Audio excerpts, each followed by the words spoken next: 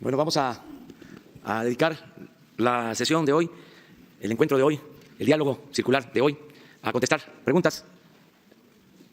Vamos a darle oportunidad, dijimos, a los que no han preguntado y tienen tiempo viniendo o han levantado la mano, yo no les he dado la palabra, si les parece. Empezamos contigo. Y luego continuamos. Buenos días, señor presidente. Juan Carlos Machorro, del portal de noticias Expo. En las últimas reuniones que usted ha sostenido con grupos empresariales, les ha ratificado que el país debe crecer de una manera ordenada, sostenible y con inversiones y creando empleo. ¿De qué forma tiene usted, no sé, digamos, las directrices para fomentar que el sector empresarial sea, digamos, más responsable socialmente? ¿Tiene directrices el gobierno para invitar a las empresas a que sean eso, más responsables socialmente? Y en un segundo le hago una segunda pregunta. Gracias. Bueno, estamos trabajando de manera coordinada en todo lo que tiene que ver con impulsar el desarrollo económico. Hay muy buena relación con el sector privado. Ayer nos reunimos con Carlos Salazar, con Antonio del Valle, que son representantes de organizaciones empresariales, porque nos están ayudando a resolver, a destrabar el problema de los gasoductos, porque es importante no solo el que se revisen los contratos y que sean utilidades justas las que obtengan quienes construyeron estos gasoductos, que no se quiera amedrar, que no se afecte la hacienda pública. No solo es eso, sino también que podamos contar con gas para el desarrollo del país. El gas es un insumo fundamental para el desarrollo de la industria nacional y tenemos la desgracia, como en otras cosas, de que nos volvimos dependientes en gas.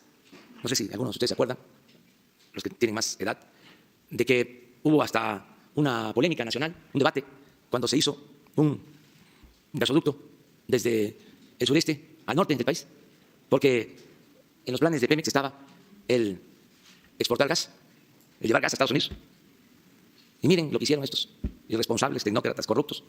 Ahora se compra el gas y ese ducto se va a utilizar para traer gas. Ese ducto que se construyó en los años 80, en vez de llevar el gas al norte, va a servir, se va a adaptar para traer el gas del norte al sur, al sureste, sobre todo, que haya gas en la península de Yucatán, porque no tenemos gas. Y debido a eso, no se genera la suficiente energía eléctrica y tenemos que cuidar que no falte la energía eléctrica, que no haya apagones.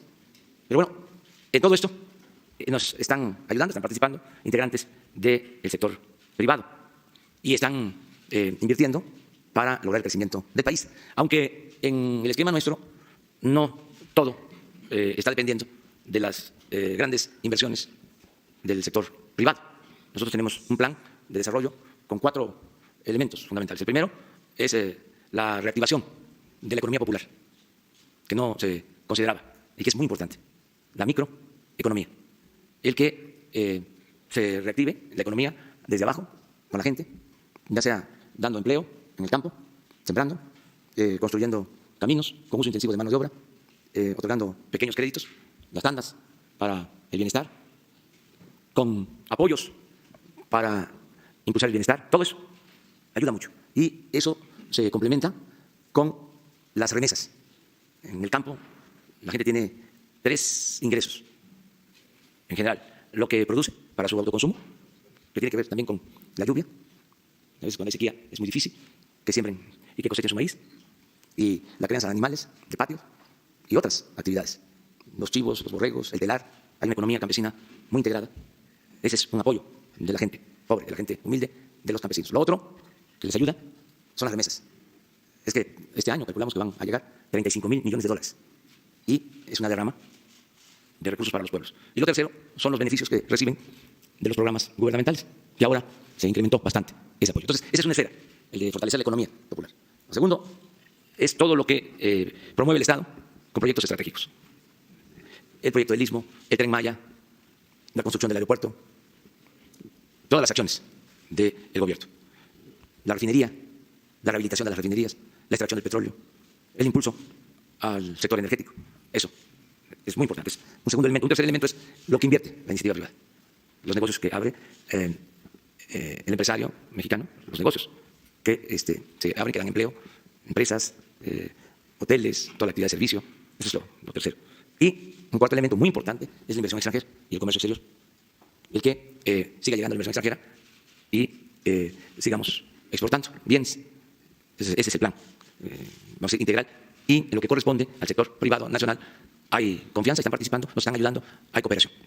Señor presidente, una segunda pregunta, si me lo permite. Ya ha hablado usted, como le comentaba en primera instancia, de crecer sostenidamente. ¿Su gobierno cuáles son, digamos, los parámetros esenciales en sustentabilidad y medio ambiente para que el país crezca sustentablemente? Gracias. Es muy importante el que el Estado asuma su papel de promotor del desarrollo, porque durante el periodo neoliberal se pensó que el Estado no debía orientar el crecimiento económico, que no debía de intervenir. Y esto llevó pues, a desequilibrios, creció el país, no de manera horizontal, pareja, fueron islas de crecimiento, regiones en donde hubo crecimiento, mientras en el resto del país, yo diría en la mayor parte del territorio nacional, no hubo crecimiento. Hubo crecimiento en el periodo neoliberal, en las ciudades fronterizas, en las costas, en algunas ciudades del centro del país, pero hasta se despoblaron municipios de México, se abandonó el campo. Entonces, queremos que el desarrollo sea parejo, por eso estamos impulsando mucho el desarrollo del sur y del sureste, porque se produjo un desequilibrio, creció el norte, creció el centro y no creció el sur, el sureste. Pero además se presentan contradicciones, paradojas. Creció el centro, el norte, donde no se tiene agua suficiente. Y ahora se está padeciendo de falta de agua. Y en el sur sureste, donde está el 70% del agua del país, no hubo crecimiento. ¿Dónde están los grandes ríos? El Papaloapan, el Grijalva, el Usumacinta. Ahí hubo decrecimiento económico, teniendo el agua. Ahora tenemos problemas en el Bajío por falta de agua, en la laguna. Y en esas regiones hubo crecimiento económico del 5, del 6% anual. Mientras en el sur sureste fue cero. Entonces, tenemos que buscar un desarrollo sustentable que aproveche de manera racional los recursos naturales, el agua. Pero, insisto, depende de que el Estado lleve a cabo la planeación del desarrollo, como lo establece la Constitución, porque se olvidó lo que se establece en el artículo 25 de la Constitución, que el Estado tiene que promover el desarrollo. Los neoliberales, fanáticos, dogmáticos, apostaron al mercado. Y eso produjo, entre otras cosas, desorden. No solo no hubo crecimiento, no hubo bienestar y no se aprovecharon adecuadamente los recursos naturales. Esto que hablábamos del gas, por ejemplo. Hace 20, 30 años éramos autosuficientes en gasolinas, en diésel, en gas. La Comisión Federal de Electricidad producía toda la energía eléctrica.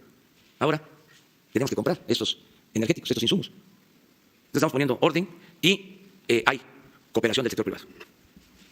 Vamos a ver, allá, tú. Gracias, presidente. ¿Se escucha? Sí. Gracias. Antes que nada, buenos días, presidente. Mi nombre es Alejandro Salas, soy de la agencia Notimex, la agencia de noticias del Estado mexicano, que por cierto hoy cumple 51 años de existencia. Les mando saludos a mis compañeros, aprovechando el momento. Señor presidente, mejor dicho, ayer el partido Morena tiene un problema que se externa en el Senado. Hace un año, un mes, el partido que usted impulsó, el movimiento que usted creó, pues fue un torbellino, fue un huracán. En las urnas, los votos, pues ahí están, ¿verdad? Son 30 millones para usted y el Senado también se hizo de muchos votos. Sin embargo, hoy la nota la da el partido y con un enfrentamiento serio entre Ricardo Monreal y Martí Batres. Naturalmente, el caso de usted pues, es muy diferente. Un presidente como usted, a los priistas o los panistas que eran líderes también del partido, eran ejecutivo, pero al mismo tiempo se le llamaba el primer priista del partido, del país. Yo quisiera saber si usted, en su caso, yo sé que usted también guarda una distancia o un respeto al partido, pero si no es momento de que usted haga un exhorto al partido que sigue siendo también usted, si no militante activo, pues sí, líder moral, algún pronunciamiento que le haga, un llamado que les haga a sus compañeros de la Cámara Alta. Y si me permite, enseguida otra pregunta. Bueno, aprovecho para informar a los trabajadores de Notimex. Me informaron que ya está en vía de solución el problema de los trabajadores de Notimex, que se les va a pagar las indemnizaciones que les corresponden. Ayer mismo se vio este asunto y creo que hoy queda ya resuelto para los trabajadores, compañeros de ustedes. Mire, acerca de lo que me pregunta, pues como lo menciona, en efecto, yo no estoy participando en cuestiones partidistas. En este caso también se trata del Poder Legislativo. Lo que creo, pero no solo para este caso, sino para otros, aplica parejo, el que quienes nos dedicamos al noble oficio de la política tenemos que actuar poniendo por delante los ideales, los principios. Y le debemos de profesar un profundo amor al pueblo. Si no hay ideales, no hay principios, no se puede hacer política. Si no se le tiene amor al pueblo, no se puede llevar a cabo el oficio de la política. Ya pasó el tiempo en que la política era sinónimo de individualismo, de sacar provecho personal, de estar pensando nada más en intereses personales, por legítimos que fueran. Ya no ayudan quienes solamente piensan en sus intereses personales. Tiene que haber mística, tiene que haber convicciones, entrega total a la causa pública. No son los cargos lo que debe de importar, sino la contribución a los cambios, en este caso a la transformación del país. La política es transformar, es hacer historia, y para eso se requieren ideales y se requieren principios. Entonces, el político tradicional, el que está pensando cómo colarse, entre comillas, no ayuda en nada y no tiene futuro, porque el pueblo de México ya es otro, un cambio de mentalidad, y cuando cambia la mentalidad del pueblo cambia todo. El pueblo de México tiene un instinto certero, sabe quién habla con la verdad, quién tiene buenos sentimientos, quién se preocupa por ayudarlos y quién es un trepador, un oportunista, un politiquero. Entonces, en general, si se quiere hacer política, sobre todo, esto lo deben de pensar los jóvenes muy bien, se tiene que trabajar en beneficio de la gente, en beneficio del pueblo. Ahora que voy a las giras, que me acompañan jóvenes, porque tenemos todos que estar formando jóvenes para el relevo generacional. Siempre les digo a los jóvenes que van conmigo que aunque es pesado el recorrer los pueblos, son jornadas pues intensas, eso es lo más importante. No desprenderse de la gente, estar en comunicación permanente con la gente, recoger los sentimientos de la gente. Esa es una enseñanza, entre otras, del general Cárdenas, que le tenía un profundo amor al pueblo. Es de los políticos que más respetaba y quería al pueblo. Una vez escribió en sus memorias que le causaba molestia y tristeza que los políticos no escucharan a la gente, o que rápido querían deshacerse de alguien que les estaba planteando un problema, que no escuchaban a la gente, que les incomodaba. Entonces, el que no escucha a la gente, el que no tiene comunicación con el pueblo, no es político. Entonces, lo que predominó durante mucho tiempo pues fue el manejo elitista. El político era el que desayunaba, comía, cenaba con político, el que hacía visitas a influyentes para tener posibilidades de acomodarse. Se llegó a pensar que no existía el pueblo, que lo que contaba era hacer esa relación pública, ese trabajo de relación pública y de mantener influencias, y que con eso podían pasar de diputados a senadores, llegar a gobernadores, incluso a presidentes. Luego se puso de moda el que, sin estar en comunicación con la gente, se podía ser famoso con la publicidad, con los medios. Y así, como se introduce un producto chatarra en el mercado, así se proyectaban los políticos. De repente no eran conocidos y empezaba la publicidad en los últimos tiempos a posicionarlos. Antes se llamaba eso propaganda y luego publicidad, porque ya de manera descarada era vender un producto, porque la propaganda era dar a conocer ideas, acá era dar a conocer un producto. Entonces, bien arregladitos, con moco de gorila, para medios, nada más. Entonces, esa es mi opinión. O sea, hay que trabajar con la gente. El poder solo tiene sentido y se convierte en virtud cuando se pone al servicio de los demás. También es muy satisfactorio el ejercicio de la política, el tener la comunicación con la gente. Puede uno tener malos días, malos momentos, pero con la gente se llena uno de fortaleza moral y es muy satisfactorio. Es una de las actividades más humanas que existen. Entonces, yo invito a que todos, no por este caso, y además, pues también tiene que haber discrepancias, tiene que haber polémica y libertad, y todo el mundo debe de manifestarse y expresarse, pero lo más importante de todo es hacer política para el pueblo. Más el que está todo el tiempo en la oficina, que no sale, que no habla con la gente, que no le da el sol, hasta se puede enfermar. Se agarran un color, un amarillo, burócrata, que no ayuda. En ese sentido, ¿usted no contempla reunirse con liderazgos de Morena o con el no, partido? A lo mejor envío una carta cuando sea el Congreso para expresar mi punto de vista, mis sentimientos y desear que le vaya muy bien a Morena y tratar algunos asuntos que desde luego tienen que ver con mantener principios e ideales.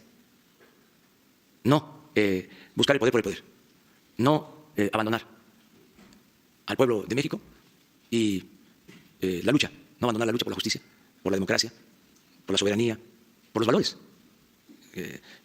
Si una organización cualquiera se ancla en valores, si se afianza sosteniendo valores, resiste. Si empieza a buscar el poder por el poder, el triunfar a toda costa, sin escrúpulos morales de ninguna índole, si empieza el zigzagueo, se echa a perder, no dura. O sea, si hay principios, sí. El escudo protector son los ideales, son los principios. Entonces, a lo mejor, para finales de año, antes de que se elija a los dirigentes, si hay un congreso, pueden enviar una carta. Si el congreso es un fin de semana, un domingo, por ejemplo, a lo mejor asisto. Pero yo ya no puedo, ni debería estarlo diciendo aquí, nada más porque usted me lo está preguntando. No estoy activo como militante de Morena, tengo permiso, tengo licencia, represento a todos los mexicanos. Partido, como su nombre lo indica, viene de parte, es una parte. Gobierno representa a todos. Y ese es mi papel, básicamente. Una segunda pregunta, señor presidente, si me permite. Se ha tocado ya el tema de las protestas de las feministas, de las mujeres que están saliendo a la calle porque las están matando, a sus hijas, a sus madres, a muchas mujeres en todo el país.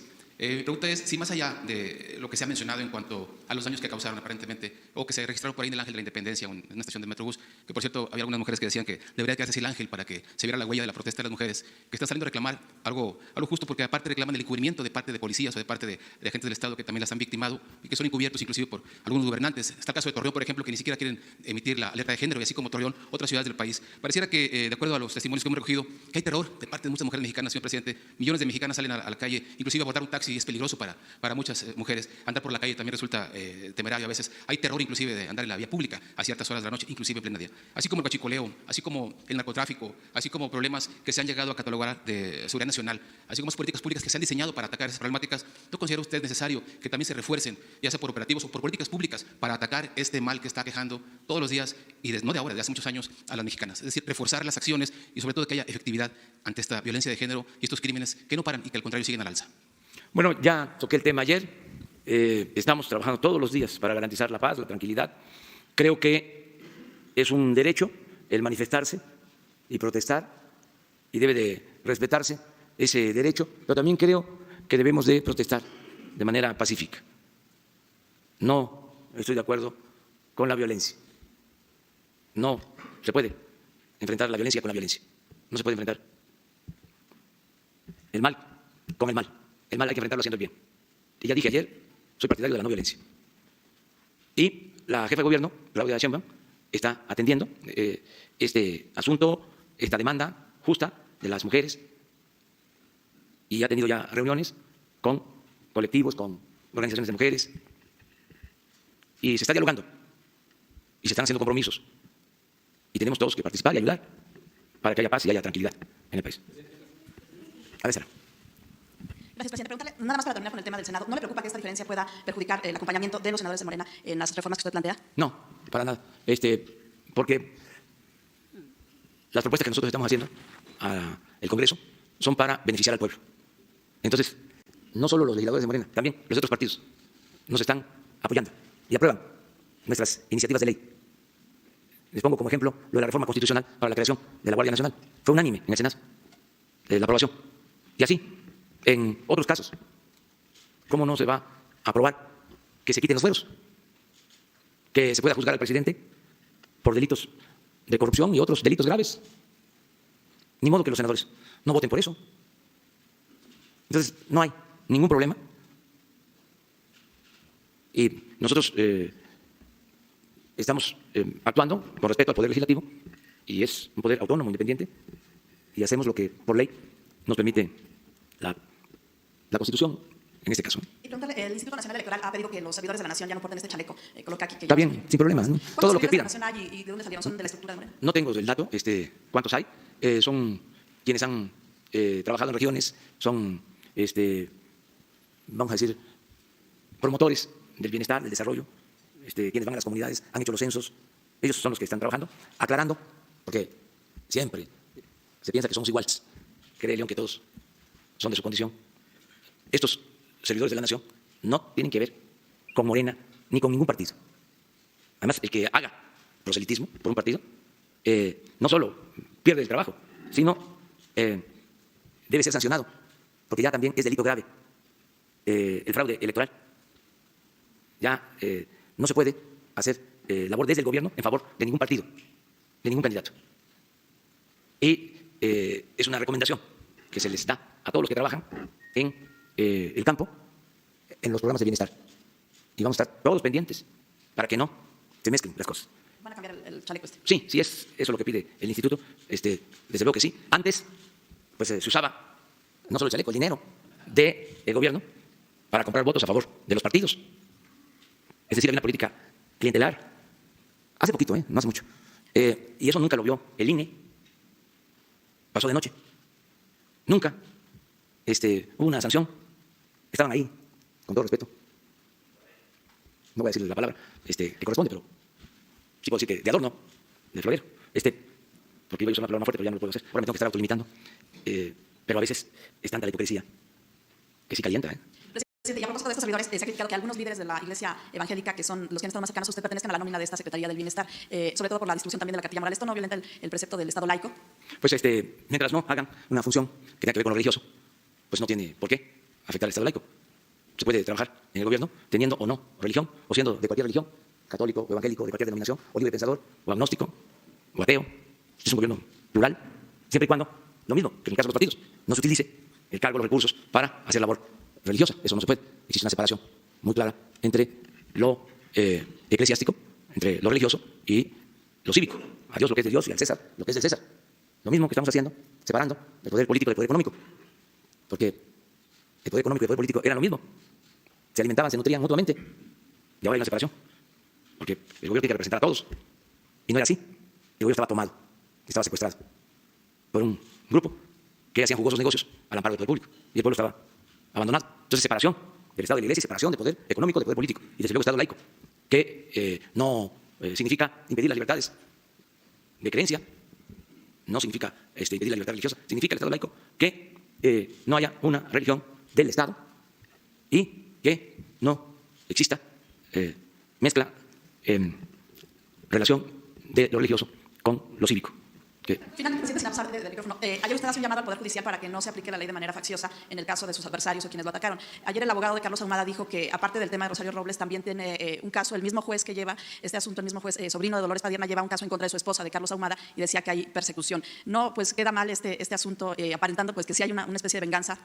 Pues sí, pero vuelvo a repetir, no es nuestra práctica, no procedemos nosotros de manera facciosa, no somos iguales. Es que quedó esa inercia y es difícil. Ya les dije, los conservadores, pues como ellos son muy hipócritas, esa es su doctrina, la hipocresía. Su verdadera doctrina de los conservadores es la hipocresía. Piensan que pues todos somos así. Y ahora sí que, como se dice coloquialmente, zafo. Entonces ya que vayan entendiendo que no somos iguales, no tenemos un doble discurso, no somos hipócritas, no somos sepulcros blanqueados. Y lo otro es que, aunque se van dando cuenta de que no somos iguales, pues piensan que con eso nos afectan y se dedican a difundir mentiras o noticias falsas. ¿Cómo es que se dice eso? Eso, noticias falsas mejor. Estos conservadores, por ejemplo, y sus voceros, mentirosos, además de corruptos, dieron a conocer de que había un libro de texto donde yo aparecía. Y así, cabe Jesús, ayer, dame 2 noticias falsas de ayer. Lo de los libros, ¿cuál otra? Falsa la portada. Esa es otra, que estamos modificando el marco legal para el funcionamiento de la Comisión de Derechos Humanos. Pero diario. Son muy mentirosos, mentecatos, con todo cariño. Vamos, mujer, tú. Buenos días, presidente. Montserrat Sánchez, de Reporte Índigo. Según la encuesta Endire del INEGI 2016, que es la más reciente, al menos 300.000 mujeres fueron agredidas sexualmente por policías y 73.000 por militares y marinos. En las marchas recientes ha exigido que, la consigna es que no nos cuidan, nos violan. Yo le quisiera preguntar cómo será o cómo es la capacitación para la Guardia Nacional, Ejército y Marina para tener garantía de no repetición de este tipo de agresiones. Sí, nosotros estamos cuidando que no haya violación de derechos humanos, que no se violen los derechos de las mujeres. No estamos tolerando ninguna violación de derechos humanos. No se tolera, se permite la tortura, la violación de derechos humanos. Se garantizan las libertades. Es parte del cambio. No hay racias, no hay masacres. Es distinto el gobierno, completamente distinto. Todos los días me reúno y personalmente recibo el reporte, el parte de lo sucedido a nivel nacional. De homicidios, de secuestros, de robos de vehículos, de robos a casa, habitación, de cuántos hombres, cuántas mujeres pierden la vida, en qué condiciones. Todo, diario. Y no permitimos ningún abuso de nadie. Y en el caso de las mujeres, ahí está. Además de los secretarios de Defensa, del secretario de Marina, secretaria de Seguridad Pública. Ahí está, todas las mañanas, la secretaria de Gobernación, Olga Sánchez Cordero, que es defensora de las mujeres. Además, no es por ella, es por nosotros, son nuestras convicciones. No somos represores, no somos encubridores de delincuentes. Entonces, por eso podemos andar con la frente en alto, sin ningún problema. Si yo me entero de una violación y me informan, por lo general tengo yo que agradecer eso al secretario de la Defensa, al secretario de Marina. Cuando hay un abuso, nada más lo que hacen es informarme, pero ya, claro, ya están sancionando a los responsables. No se encubre a nadie. Entonces, vamos a procurar que cada vez haya más paz y tranquilidad. Estamos trabajando para eso. Ayer la jefa de gobierno, Claudia Sheinbaum, anunció que van a dar talleres para la prevención de la violencia de género. ¿Será lo mismo a nivel federal? Sí, en el caso de la formación de la Guardia, hay materias en la formación que tienen que ver con la protección de los derechos humanos. Y están actuando con rectitud los integrantes. Lo que se requiera. Nosotros le encargamos a Claudia Sheinbaum que ella atienda como se merece, como lo exigen las circunstancias, este asunto, y ya tiene comunicación y tiene un plan y se está aplicando. Presidente Roberto Cruz, del Grupo Impacto. No es un poder de la Unión, pero es un poder, es el poder de facto, el poder eclesiástico. ¿Qué opinión tiene usted ante esta posición de la Iglesia mexicana? Creo que si no la más dura, una de las más críticas en lo que va de su gobierno. No sé si se enteró de este domingo en su editorial Desde la Fe, que titula Gobierno sin voluntad de diálogo.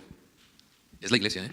La Arquidiócesis Primada de México pide a los mexicanos que ni como sociedad, ni como individuos, entre otras cosas, se resigne a las consultas a mano alzada, ni a mítines a modo, ni a un monólogo, ni a un gobierno que maneja de forma unilateral y unipersonal los problemas del país.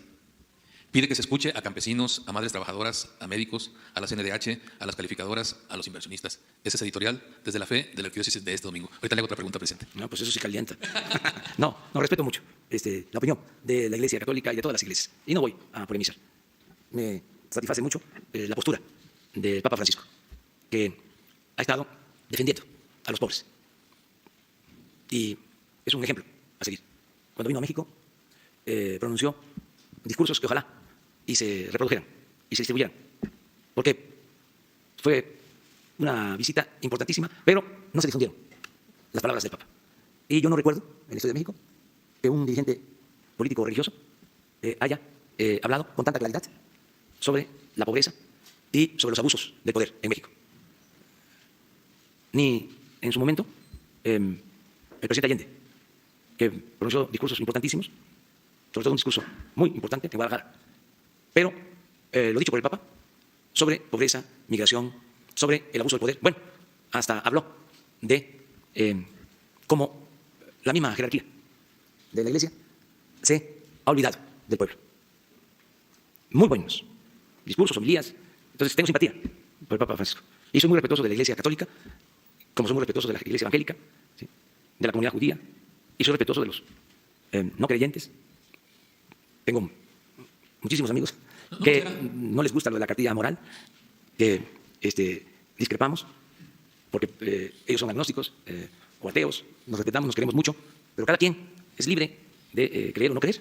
Bueno, la Iglesia Católica tiene mucha influencia, sobre todo en los mexicanos, que es uno de los países, junto con Brasil, en Latinoamérica, que más católicos tienen, ¿no? ¿No considera usted una cierta competencia o una intromisión, o que merezca una respuesta a lo que es? Porque lo que dice No, tengo muy buena relación con sacerdotes, con obispos. Acabo de recibir, y lo estimo muchísimo, porque lo considero un verdadero cristiano, al padre de Solalinde. Y hace como un mes estuve en Tuxpan, Michoacán, y me acompañó, pues estaba en el acto, el arzobispo de Morelia. Gracias. O sea, tengo muy buena relación. En el caso de la Iglesia Evangélica, lo mismo. Tengo muy buena amistad con pastores, con dirigentes de todas las iglesias. Entonces, amor y paz. Presidente, esto quizás se vaya a ver todavía en las leyes secundarias, probablemente, aunque parece ser que ya está definido. ¿Cuál va a ser el mecanismo menos vulnerable para que no persista la venta de plazas en el sector educativo? Ayer un grupo de maestros de la CETEC vandalizaron las oficinas de Educación Física de la Secretaría de Educación en Chilpancingo, todos lo vimos ayer, en donde rompieron sillas, quemaron documentos y pintaron las paredes, luego de denunciar al director por presuntamente vender plazas. Pero desde hace un mes se dice que la CENTE ya retomó en Oaxaca el control de las plazas otra vez y que pide hasta el 80% de participación en marchas, plantones y bloqueos para conseguir una de estas plazas. ¿Se va a definir? ¿Ya está definido? ¿Quién va a vigilar eso? Estamos elaborando las leyes secundarias, porque se hizo la reforma educativa, la reforma constitucional, pero faltan las leyes de la materia y ya en estos días se entregan los proyectos, las iniciativas y se están haciendo consultas con maestros, con la CENTE, con el CENTE, con pedagogos, con especialistas, para que las leyes recojan el sentimiento de todos y se mejore la educación. Desde luego, no va a haber corrupción, no se va a permitir la corrupción. no va a haber venta de plazas. Eso tuvo que ver con una época, hasta hace poco se practicaba lo de la venta de plazas. Y quiero también decir con toda claridad que la CENTE, el Movimiento Democrático de los Maestros, no está proponiendo eso. Porque se le echa la culpa, ¿no?, de que se pusieron a la reforma educativa porque querían que se siguieran entregando las plazas a recomendados o que se vendieran las plazas. Eso, para decirlo con claridad, es una calumnia. Eso no es cierto. O sea, la derecha, el conservadurismo, usó todas esas mentiras para imponer la mal llamada reforma educativa y satisfacer su obsesión ideológica y sus deseos de privatizar la educación. Entonces mintieron, engañaron. Entonces eso no se da, eso no existe. Hay, por ejemplo, más sentimientos en ese sentido. Vamos a decir, hay más expresiones de malos manejos en plazas, en el seguro social. Y tampoco nada probado. Pero como yo ando recorriendo siempre los pueblos y hablando con la gente, me dicen más de que para entrar al seguro se tiene que tener un familiar. Y que es muy difícil entrar, que pueda trabajar un enfermero o médico si no tiene un familiar. Pero son dichos. Yo no tengo pruebas. Nadie me dice, como sucede en otras partes, esta institución está llena de familiares. Parece el DIF, el encargado de la familia. No se da eso en lo educativo. No lo estoy escuchando. Yo recuerdo que fue un discurso que se utilizó cuando querían imponer a fuerza la reforma educativa. Entonces, estamos viendo las leyes y no vamos nosotros a permitir que haya esos abusos. Debe de haber conflictos, debe de haber problemas locales. Porque ellos alucinaron a que hay venta de plazas de un director del... Debe de darse en algunos casos, pero no es un asunto general y no se le puede atribuir, ¿sí?, a la CENTE o a una organización de maestros. Pero sí puede haber, o sea, y hay que estar pendientes y no permitirlo, y mucho menos dejarlo establecido en las leyes. Y tampoco permitir que destruyan mobiliario. Sí, eso yo creo que se va a ir resolviendo, va a ir desapareciendo esas prácticas, porque la violencia no es opción, no es alternativa. Y quienes cometen esos excesos pierden apoyo, pierden credibilidad. Ahora, con esto que sucedió en la manifestación de las mujeres, pues desde luego que hubo provocadores. Eso es lo otro, que siempre hay. Quienes infiltran, provocan, y esos hay que castigarlos, o sea, a todos los que cometen delito, pero hay infiltrados siempre, siempre provocadores. Esto en todos los movimientos. Por eso hay que tener mucho cuidado también en las manifestaciones, cuidar eso, porque pueden ir mujeres a defender una causa justa y ahí andan, ¿no? Los que se dedican a provocar y a generar problemas, o los que quieren confrontar a la sociedad con el gobierno. Hay que ser muy cuidadosos. Sí se puede tener cuidado. Maestros que se manifiestan, organizaciones sociales. Nosotros, cuando estábamos en oposición, pues sabíamos de eso, de cómo cuidar para que no se infiltraran. Además, ya está, se conocen. Ese que le pegó un golpe, por ejemplo, a un reportero, ¿qué tenía que ver con la marcha de las mujeres? ¿Por qué esa actuación? Ahora sí que, ¿de parte de quién? Buenos días, presidente. Shayla Rosagel, corresponsal del Grupo Gili, el Imparcial de Sonora, Crónica y Frontera de Tijuana. Sobre la reunión de seguridad que se dio la semana pasada en Sonora, se propuso a los alcaldes de los municipios de mayor incidencia delictiva, incluido Hermosillo, que asuman el mando de las policías municipales, mandos militares retirados o en activo. Nos gustaría saber si esta va a ser la tendencia para el resto del país, pues de proponer perfiles de mandos militares en las ciudades de mayor incidencia delictiva, o si es nada más Sonora, por qué se tomó esta decisión y qué es lo que se espera de estos mandos militares que ya algunos ya asumieron el mando de las policías municipales. Esa sería mi primera pregunta. Bueno, cuando nos los piden, cuando los solicitan, pues se hacen recomendaciones, porque hay veces que las policías municipales están tomadas, están al servicio de la delincuencia y se propone limpiar a la policía municipal, estatal. No estoy hablando del caso de Sonora, estoy hablando en general. Entonces, se ayuda en eso, tanto la Secretaría de Defensa como la Secretaría de Marina. ¿Sí? Hay personal en activo y jubilados, retirados, que participan. En el caso de Sonora, tengo entendido que presidentes municipales lo solicitaron. No fue una imposición. Ellos pidieron la renovación de los secretarios de Seguridad Pública. Y vamos a ir para allá. Vamos a estar el día 2. Y ayer me preguntaste sobre Sonora, ¿verdad? No fui yo, fue otra reportera, pero también le preguntaron. Sí. Sí. Y sí, hoy revisamos. ¿Qué se espera de estos mandos los en datos Sonora? sobre Sonora. ¿Qué se espera de estos mandos militares en Sonora, al frente de las policías municipales? Bueno, lo más importante de todo, lo que corresponde al gobierno federal, es que funcione bien la Guardia Nacional.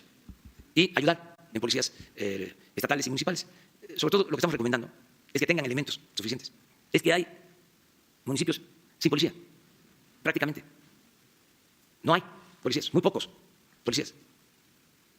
Se puso el ejemplo del Estado de México, 18 millones de habitantes.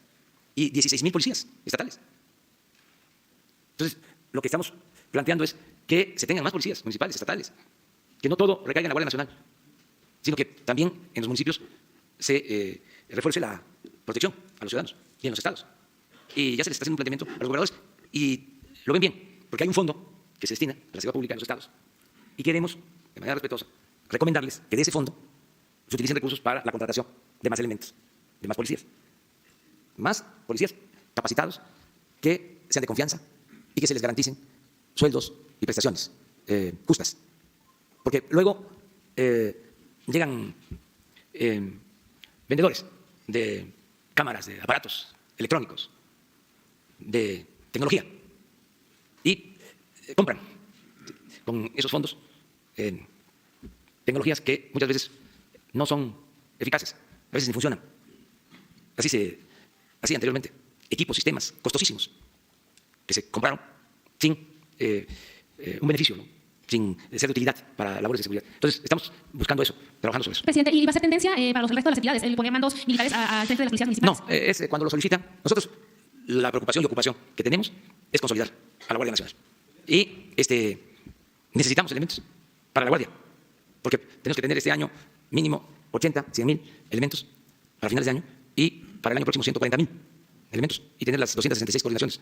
Entonces estamos reclutando, convocando y están pasando también elementos de la Policía Federal que voluntariamente desean participar en la Guardia Nacional. Una segunda pregunta, presidente. A unos días de que entregue su primer informe de gobierno al Congreso, ¿cuál es su balance en materia de seguridad, del impacto, por ejemplo, de los homicidios? Usted dijo la semana pasada que seguiría serenando el país poco a poco. ¿Qué fecha o cuál es su cálculo? ¿Cuándo podemos ver esta baja en violencia en el país? Gracias, sería todo. Tengo confianza de que pronto vamos a entregar mejores cuentas, mejores resultados. Es nuestra asignatura pendiente. Es lo que más nos ocupa.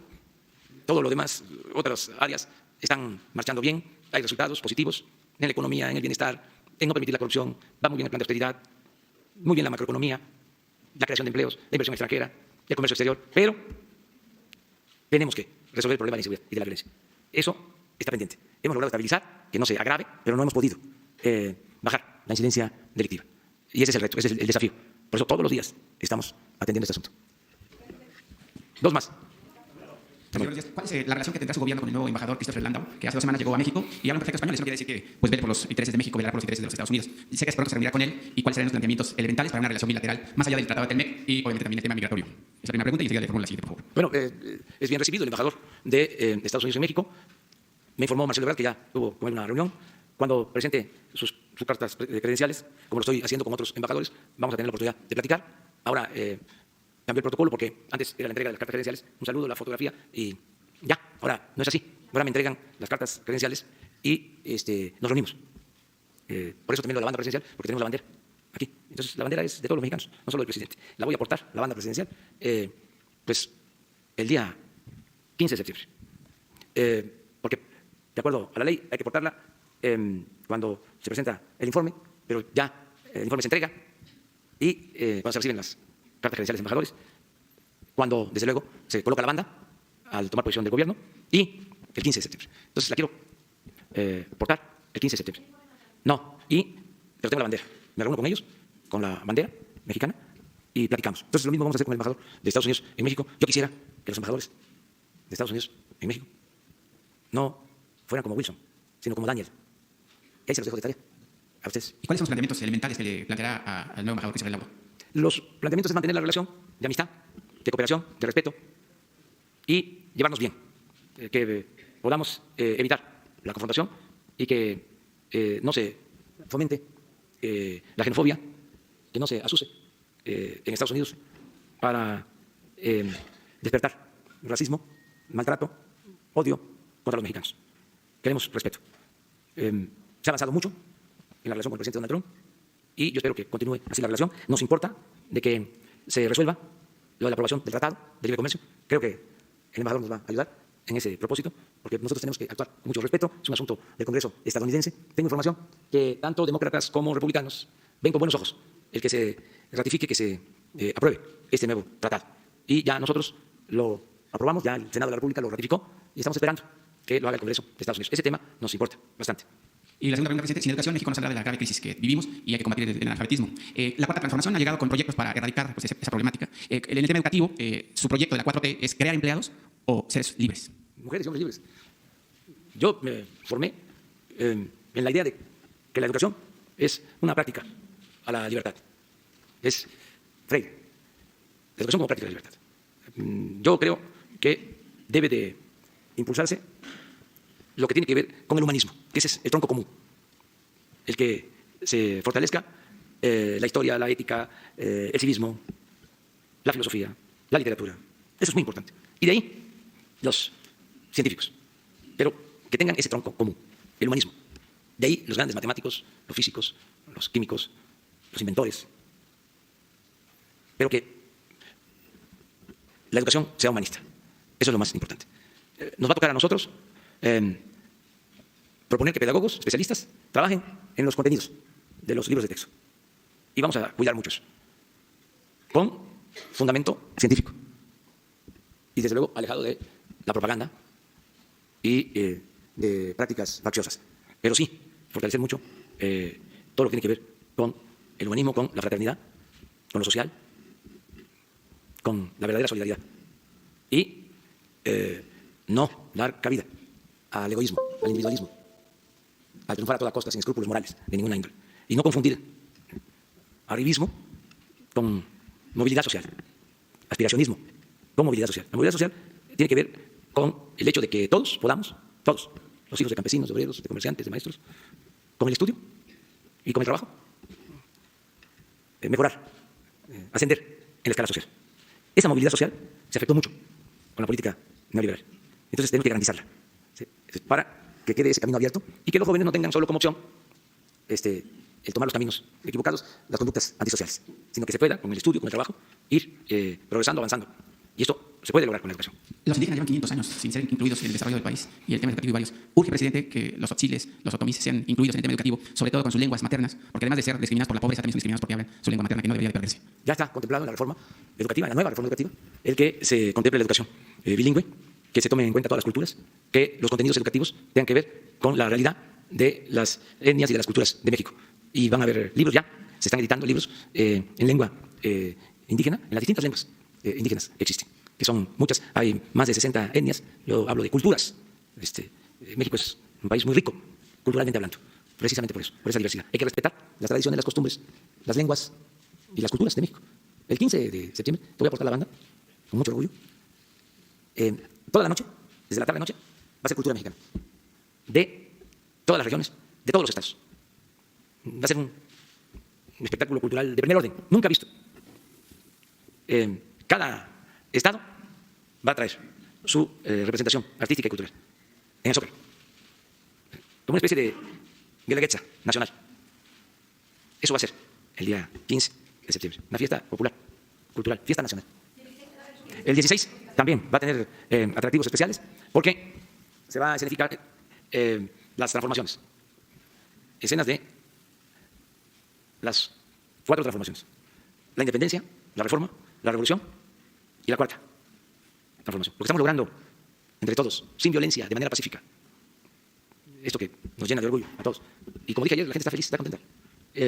Lo puedo constatar en los pueblos, en todos lados donde vamos. La gente está contenta, hay un buen humor social. Este año y el próximo se va a quedar corta y que se corre el riesgo de que los programas sociales y las obligaciones del gobierno no se cumplan y que se haga uso del Fondo de Estabilización de Ingresos Presupuestales. ¿Esto es cierto? Usted ha dicho que la recaudación está mejor que nunca hace pocas semanas aquí en Salón Tesorería. ¿Por qué dice eso Ramírez Cuellar? Él tiene otros datos. ¿Qué está pasando, presidente? Pues es que nosotros no vamos a aumentar impuestos y no va a haber tenencia. Es decir, no vamos a llevar a cabo ninguna reforma fiscal. No van a aumentar los impuestos, ni se van a crear impuestos nuevos y nos va a alcanzar. Es que rinde el presupuesto cuando no hay corrupción y cuando hay austeridad. Alcanza. Cuando hay corrupción y hay derroche y hay gastos superfluos y lujos y sueldos elevadísimos y oficinas de lujo también.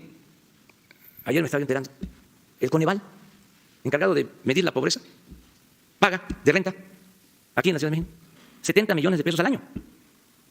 El Coneval, para medir la pobreza, a razón de 6 millones mensuales de renta. ¿No deben de rentarse esos edificios? ¿Cómo la Sedesol va a tener edificios? ¿Por lo que era la Sedesol? Ahora, la Secretaría de Bienestar. En zonas de lujo. La Secretaría de Bienestar de Oaxaca. A trabajar allá. Por eso, ¿cómo iba a alcanzar el presupuesto? Tenían que decretar gasolinazos. Por eso aumentó tanto la deuda pública, para mantener el aparato burocrático. Un gobierno muy costoso. Le costaba mucho al pueblo mantener el gobierno. Un gobierno mantenido y bueno para nada. Era lo que había. Entonces todavía se enojan. Imagínense cuántos aparatos crearon. Llenaron de oficinas. Crecieron las oficinas en el gobierno como hongos después de la lluvia.